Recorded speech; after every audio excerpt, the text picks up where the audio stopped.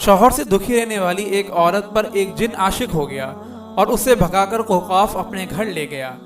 जिन के घर में बहुत सी घड़ियां लटकी हुई थीं।